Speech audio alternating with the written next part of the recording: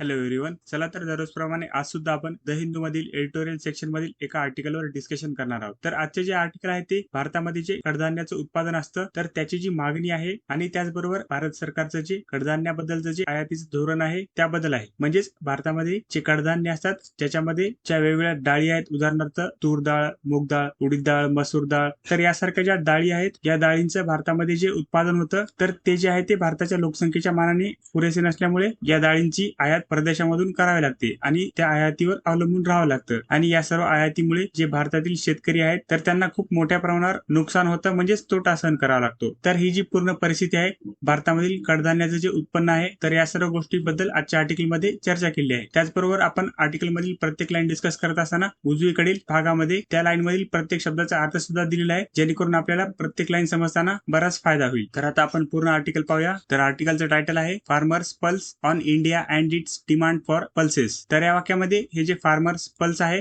तर इथे पल्स या शब्दाचा अर्थ शरीरामध्ये जो रक्तप्रवाह व्यवस्थित होत आहे की नाही हे चेक करण्यासाठी आपण जेव्हा पाहत असतो तेव्हा पल्स हा शब्द वापरतो. तर अशा प्रकारे इतिहास सांगितला आहे की जे शेतकरी आहेत भारतामधील तर त्यांची सध्याची जी परिस्थिती आहे म्हणजेच चलबिचल परिस्थिती आहे, जे शेतीचं उत्पन्न मिळत आहे तर त्याबद्दल असं सांगितलं आहे की भारतातील जे कडधान्य आहे तर त्या कडधान्याची वाढती मागणी आणि त्यासंबंधीची सध्याची परिस्थिती तर त्याबद्दल या आजच्या आर्टिकलच्या टायटलमध्ये सांगण्यात आलं आहे. पुढची लाईन पाहूया. Only structural reforms in agriculture sector can ensure food security. तर या वाक्यामध्ये भारतामध्ये जी अन्न सुरक्षेबद्दलची परिस्थिती आहे तर त्या परिस्थितीबद्दल जे भारतामधील शेती क्षेत्र आहे तर त्या क्षेत्रामध्ये असणाऱ्या मूलभूत आणि जास्त काळापर्यंत उपयोगी येतील अशा रचनात्मक गोष्टीबद्दल सुधारणा करणं सध्याच्या परिस्थितीमध्ये आवश्यक आहे. म्हणजेच कृषी क्षेत्राची जर चांगली प्रगती व्हायची असेल तर भारत सरकारने देशामध्ये जे महत्वाचे विषय आहेत म्हणजेच कृषी क्षेत्र यासारखे जे विषय आहेत तर त्या क्षेत्रामध्ये काही मूलभूत आणि दीर्घकालीन रचनात्मक सुधारणा करणं आवश्यक आहे असे या लाईन मध्ये सांगितलं आहे. तर हे सर आपण या लाईन मध्ये पाहिलं. पुढची लाईन पाहूया. India manages it's prodigious demand for pulses using a mix of import policy, price stabilisation and conditional MSP procurement. तर या वाक्यामध्ये भारत सरकारचं जे कडधान्याबद्दलचं धोरण आहे तर त्याबद्दल असं सांगितलंय की भारताच्या कडधान्याची जी प्रचंड मागणी आहे तर ती मागणी पूर्ण करण्यासाठी भारत सरकार आयात धोरण, ज्या कडधान्याच्या किमती आहेत तर त्या किमती एका मुबलक लेवलला स्थितीकरण करणं आणि त्याचबरोबर काही अटींवर अवलंबून असणारं जे किमान आधारभूत किंमत असणारी भारत सरकारची जी स्कीम आहे तर या सर्व गोष्टींचं एक व्यवस्थित कॉम्बिनेशन करून भारत सरकार आपल्या कडधान्याची जी मागणीचं धोरण आहे तर या धोरणांवर काम करत आहे असं या लाईन मध्ये सांगितलं आहे. पुढची लाईन पाहूया. Imports are the most sensitive because a single central decision can immediately lower household spending when supply is tight at the expense of hurting farmers and knowing that markets cannot always absorb extra supply. तर या वाक्यामध्ये भारताचं जे आयातीचं धोरण आहे तर त्याबद्दल थोडीशी माहिती सांगण्यात आली आहे की भारत सरकारचं हे जे आयातीचं धोरण आहे ते खूप संवेदनशील मुद्दा आहे, कारण हा जो भारतामध्ये कडधान्याचा पुरवठा आहे तो पुरवठा कमी असताना केंद्र सरकारचा फक्त एक निर्णय म्हणजेच आयात करणं. तर या निर्णयामुळे जे देशांतर्गत शेतकरी आहेत ज्यांना की या कडधान्याच्या लागवडीमधून फायदा होऊ शकतो तर त्यांना खूप मोठ्या प्रमाणावर ही जी आयात केली तर त्यामुळे नुकसान होऊ शकतं आणि त्यामुळे जो घरगुती खर्च आहे तो खर्च कमी होऊ शकतो आणि त्याचबरोबर ज्या बाजारपेठा असतात ज्यांच्यातर्फे हा शेतकऱ्यांचा माल घेतला जातो तर त्या सुद्धा नेहमी एवढं कडधान्य विकत घेऊ शकत नाहीत. म्हणजे सरकारचा एखादा छोटा निर्णय सुद्धा, एखादी गोष्ट दुसऱ्या देशांमधून आयात करण्याचा तर त्या छोट्या निर्णयाचा सुद्धा खूप मोठा देशांतर्गत परिणाम होऊ शकतो शेतकऱ्यांच्या उत्पन्नावर अशा लाईनमध्ये सांगितलं आहे. आणि या सर्व गोष्टीमधून ग्राहकांना जरी फायदा झाला तरी शेतकऱ्यांचं नुकसान होतं. पुढची लाईन पाहूया. So when the US said that its trade deal with India obligated India to purchase pulses from American suppliers, it implied that the government had agreed to committing imports against farmers' interests, a politically fraught stance in India since the 2020-21 farm law protests and which might see a revival now. तर या वाक्यामध्ये हे जे आयातीचं धोरण असणार आहे भारताचं अमेरिकेसोबत तर याबद्दल थोडीशी माहिती सांगितली आहे. तरी त्या सांगितलंय की अमेरिकेने असं सांगितलं व्यापार करारामुळे भारताला अमेरिकेकडून कडधान्य खरेदी करावी लागेल आणि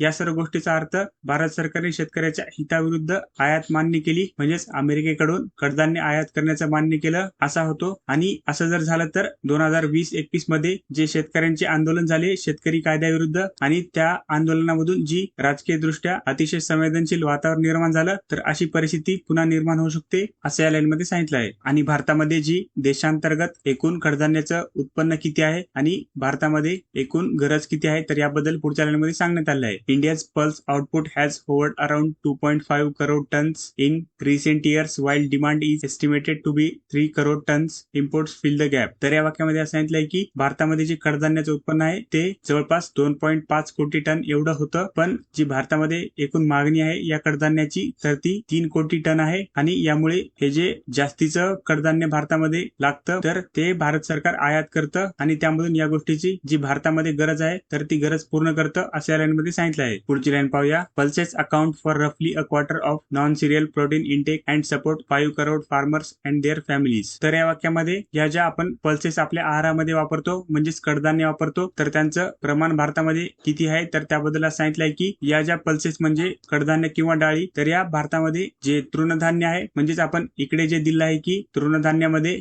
गहू, तांदूळ, मका, बाजरी तर यासारख्या ज्या गोष्टी आहेत ज्यांना की इंग्लिशमध्ये नॉन सिरियल प्रोटीन्स म्हणतात तर या सर्व गोष्टीबद्दल असं सांगितलंय की भारतामध्ये कडधान्य हे जे धान्य व्यतिरिक्त पर्याय आहेत म्हणजेच नॉन सिरियल प्रोटीन्स आहेत तर यामधून मिळणाऱ्या प्रथिनापैकी जवळपास 1/4 जो भाग आहे तेवढा प्रथिन या कडधान्यातून दिला जातो आणि त्यामुळे सुमारे 5 कोटी शेतकरी आणि त्यांच्या कुटुंबाचा उदरनिर्वाह या कडधान्याच्या उत्पन्नावर अवलंबून आहे. म्हणजेच कडधान्य हे जे आहेत ते भारतामध्ये प्रथिनाचा खूप मोठा स्रोत म्हणून पाहिला जातो आणि त्यामुळे त्यावरच अनेक शेतकऱ्यांचं उत्पन्न अवलंबून आहे असं या लाईनमध्ये सांगितलं आहे. पुढची लाईन पाहूया. In the absence of a reliable MSP regime as for rice and wheat, however, farmers face organized neglect due to weak procurement mechanisms, the risk of rain-fed cultivation, and the yields lower than international competitors. तर या वाक्यामध्ये जे भारतातील काही पिकं आहेत उदाहरणार्थ तांदूळ आणि गहू यांना जी खात्रीशीर किमान आधारभूत किंमत दिली जाते तर त्याविरुद्ध डाळींची जी परिस्थिती आहे तर त्याबद्दल सांगितलं आहे की तांदूळ आणि गहू यांना खात्रीशीर किमान आधारभूत किंमत दिली जाते आणि डाळींना ही न दिल्यामुळे डाळींच्या शेतकऱ्यांना ज्या काही अनेक समस्या आहेत म्हणजेच उदाहरणार्थ कमकुवत खरेदी व्यवस्था म्हणजेच त्यांना जे व्यापारी असतात त्यांना त्यांचा माल विकावा लागतो आणि त्याचबरोबर आणखी काही प्रश्न म्हणजेच पावसावर अवलंबून असणारे शेतीचे धोके आणि आंतरराष्ट्रीय जी स्पर्धा आहे या डाळीच्या उत्पन्नामध्ये असणारी तर त्या आंतरराष्ट्रीय स्पर्धेच्या तुलनेत कमी उत्पादन तर या सर्व गोष्टींमुळे एक प्रकारे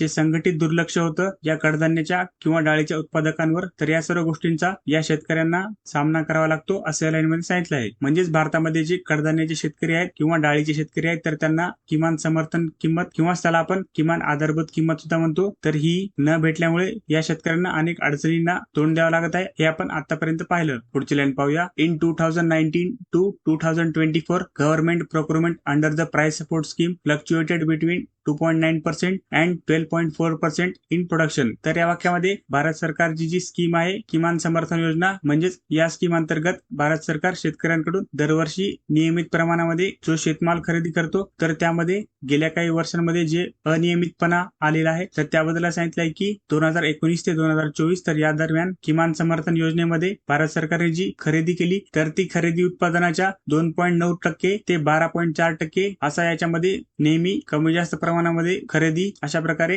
ही परिस्थिती बदलत राहिली आहे. म्हणजेच जर सरकारने दरवर्षी नियमितपणे आणि जास्त प्रमाणामध्ये जर हा माल शेतकऱ्यांकडून खरेदी केला असता तर शेतकऱ्यांना एक हमी भावाची खात्री मिळाली असती आणि त्यांना अधिक उत्पन्न घेण्यासाठी एक प्रकारे प्रोत्साहन पण मिळालं असतं. पण ही जी खरेदी आहे ती खरेदी सरकारने नेहमी रेग्युलरली न केल्यामुळे आणि त्याचबरोबर ठराविक प्रमाणामध्ये ही खरेदी होत नसल्यामुळे शेतकऱ्यांना या कडधान्याच्या लागवडीमध्ये किंवा डाळींच्या लागवडीमध्ये तेवढ्या प्रमाणावर कॉन्फिडन्स येत नाहीये आणि त्यामुळे ही योजना जरी भारत सरकारने लागू केली असेल तरी त्या योजनेचा तेवढा अपेक्षित फायदा शेतकऱ्यांना आणखी होत नाही असं लाईन मध्ये सांगितलं आहे. पुढची लाईन पाहूया. Many states also have inadequate procurement centres forcing farmers to sell to private traders regardless of their official MSP. तर या वाक्यामध्ये ही जी अधिकृत किंमत समर्थनाची योजना आहे भारत सरकारतर्फे तर या योजनेबद्दलची जी खरी परिस्थिती आहे म्हणजे जी ग्राउंड रियालिटी आहे तर त्याबद्दल सांगितलंय की अनेक राज्यामध्ये या योजनेअंतर्गत जी खरेदी केंद्र असतात तर ती खरेदी केंद्र अपुरी असल्यामुळे शेतकऱ्यांना एक ठराविक म्हणजेच अधिकृत किमान समर्थन भाव मिळणारा असूनही शेतकरी जे खाजगी व्यापारी असतात त्यांना त्यांचा माल नाईलाजास्तव विक्री करतात. म्हणजेच भारत सरकारने किमान आधारभूत किंमत ठरवली असून सुद्धा तो माल घेण्यासाठी त्या भागामध्ये तेवढे ठराविक केंद्र नसल्यामुळे शेतकऱ्यांना नाईलाजास्तव त्यांचा माल जे व्यापारी असतात त्यांना विकावा लागतो हे आपण या लाईन मध्ये पाहिलं. पुढची लाईन पाहूया. As a result farmers are incentivise to underinvest in pulses leading to a vicious cycle. तर आपण मागच्या लाईन मध्ये जसं पाहिलं की शेतकऱ्यांना बऱ्याच अडचणींना सामोरं जावं लागत आहे. तर ही जी परिस्थिती निर्माण झाली आहे तर त्यामुळे काय काय दुष्परिणाम आता होत आहेत तर त्याबद्दल या लाईनमध्ये सांगितलं आहे की या सर्व अडचणींमुळे शेतकऱ्यांना कडधान्यामध्ये आता कमी गुंतवणूक करावीशी वाटत आहे आणि हे सर्व जी परिस्थिती आहे म्हणजेच शेतकऱ्यांना काही सरकारतर्फे फायदा दिला जात नाही आणि त्यामुळे शेतकरी सुद्धा कडधान्याचं कमी उत्पन्न करत आहेत. तर ही जी एक प्रकारची सायकल झालेली आहे म्हणजेच त्याच गोष्टींचं जे चक्र सुरू आहे तर तेच दुष्टचक्र गेल्या काही वर्षांपासून चालू आहे. हे सर्व या लाईन मध्ये सांगितलं आहे. पुढची लाईन पाहूया. India recently announced ambitious initiatives to solve this problem. An example being the October 2025 self-sufficiency mission with 11,440 crore rupees outlay targeting 310 lakh hectares of cultivation and 350 lakh tons of production by 2030-31. तर आतापर्यंत आपण जे पाहिलं की कडधान्य किंवा डाळीच्या उत्पन्नामध्ये जे भारतामध्ये वेगवेगळ्या समस्या निर्माण झाल्या आहेत तर त्या अडचणी सोडवण्यासाठी भारत सरकारने एक नवीन योजना आणलेली आहे. तर त्याबद्दल या लाईनमध्ये सांगितलं आहे की ही सर्व भारतामधील समस्या सोडवण्यासाठी अलीकडेच भारत सरकारने एक महत्वाकांक्षी योजना जाहीर केली आहे ऑक्टोबर 2025 मध्ये आणि या योजनेमधून भारताने जे आत्मनिर्भरतेचं मिशन बनवलं आहे तर ही योजना त्या गोष्टीचं एक प्रकारे उदाहरण मानता येईल आणि या योजनेमधून भारत सरकारने 11,440 कोटीचा निधी 2030 ते 2031 या काळापर्यंत वापरायचं ठरवलं आहे आणि त्यामधून काय काय करण्याचं ठरवलं आहे तर त्याबद्दल सांगितलंय की 310 लाख हेक्टर एवढ्या जमिनीवर या कडधान्याची लागवड करण्याचं ठरवलं आहे आणि त्याचबरोबर या सर्व गोष्टीमधून जे उत्पन्नाचं ध्येय ठरवलं आहे तर ते 350 लाख टन एवढं उत्पन्न घ्यायचं ठरवलं आहे. हे सर्व या मध्ये सांगितलं आहे. म्हणजेच हे जे सेल्फ सफिशियन्सी मिशन किंवा जी स्वयंपूर्णतेची मोहीम आहे भारत सरकारने घेतलेली तर या योजनेमधून जे पैसे वापरले जातील तर त्यामधून योग्य प्रकारे जर काम झालं तर भारतामध्ये सध्या ही जी अडचण आहे कडधान्याच्या उत्पन्नाबद्दल आणि त्यामधून जे शेतकऱ्यांना अडचणी निर्माण होत आहेत तर हा सर्व प्रॉब्लेम व्यवस्थितरित्या सॉल्व्ह करता येईल. हे सर्व या मध्ये सांगितलं आहे. पुढची लाईन पाहूया. But farmers remain sceptical since older promises have yet to materialise. तर या वाक्यामध्ये आपण ज्या मागच्या वाक्यामध्ये स्कीम पाहिली तर त्या स्कीम बद्दल थोडेसे डाऊट शेतकऱ्यांच्या आणखी सुद्धा मनामध्ये आहेत. तर त्याच्याबद्दल सांगितलंय की मात्र या आधीचे जे आश्वासन होते भारत सरकारतर्फे वेगवेगळ्या शेतीच्या योजनांबद्दल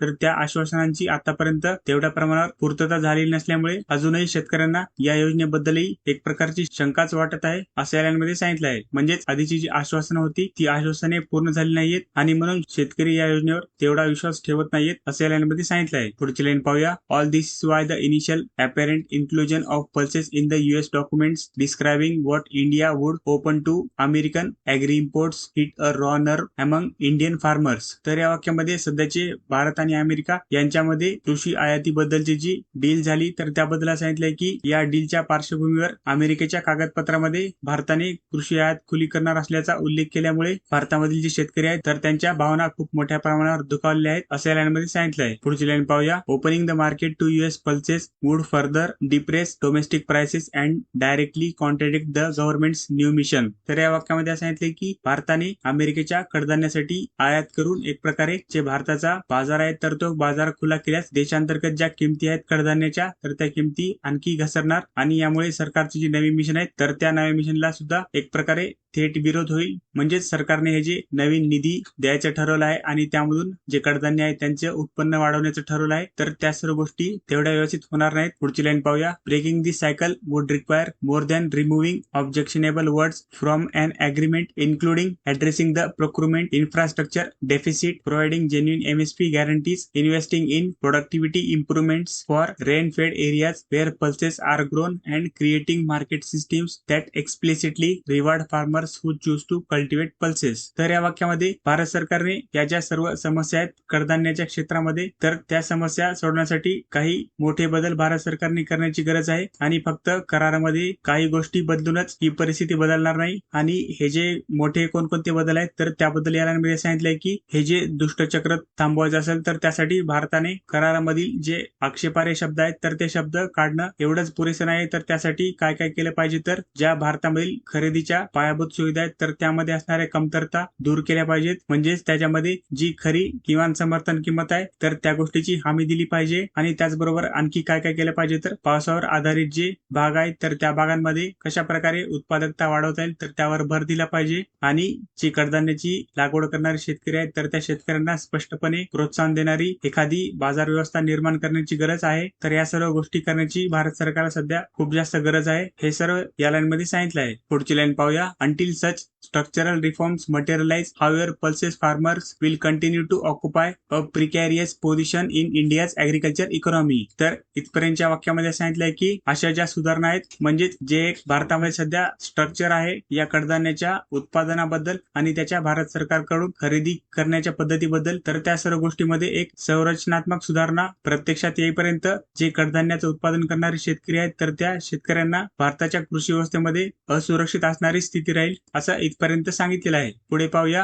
and India will continue to depend on imports to meet its demand, perpetuating both food security vulnerabilities and political sensitivity around any trade agreement that appears to favor foreign producers. आतापर्यंत आपण ज्या गोष्टी पाहिल्या, म्हणजे ज्या गोष्टीवर भारत सरकारने काम केलं पाहिजे, तर त्याबद्दल पुढे सांगितलंय की आणि भारत मागणी पूर्ण करण्यासाठी आयातीवर जर अवलंबून राहिला जास्त काळासाठी, तर त्यामुळे अन्न सुरक्षेबद्दलची जी भारतातील कमकुवतपणा आहे ती परिस्थितीच कायम राहील आणि परदेशी जे उत्पादक आहेत, तर त्या उत्पादकांना या सर्व गोष्टीमधून म्हणजे जे व्यापार करार आहेत, तर त्या करारामधून फायदा मिळेल आणि जी राजकीय संवेदनशीलतेची परिस्थिती आहे, म्हणजे जे सरकार विरुद्धचं जे निगेटिव्ह वातावरण आहे, तर ती परिस्थिती तशीच कायम राहील. म्हणजे सरकारने जर काही ठोस पावलं उचलली नाही या कडधान्याचं उत्पन्न घेणाऱ्या शेतकऱ्यांच्या प्रगतीसाठी, तर अशीच परिस्थिती राहील असं या लाईनमध्ये सांगितलं आहे. तर अशा प्रकारे आपण भारताची सध्या परिस्थिती आहे कडधान्य किंवा डाळी यांच्या उत्पन्नाबद्दल, तर त्यांच्या परिस्थितीबद्दल आणि त्या परिस्थितीची सुधारणा करण्यासाठी भारत सरकारने सध्याचे अमेरिकेसोबत कडधान्याच्या आयातीबद्दल जे करार केला आहे त्याबद्दल आणि हे जे भारतामधील कडधान्याचं उत्पादन आहे ते वाढवण्याबद्दल जी भारत सरकारची योजना आहे, तर या सर्व गोष्टीबद्दल आजच्या आर्टिकलमध्ये चर्चा केली. धन्यवाद.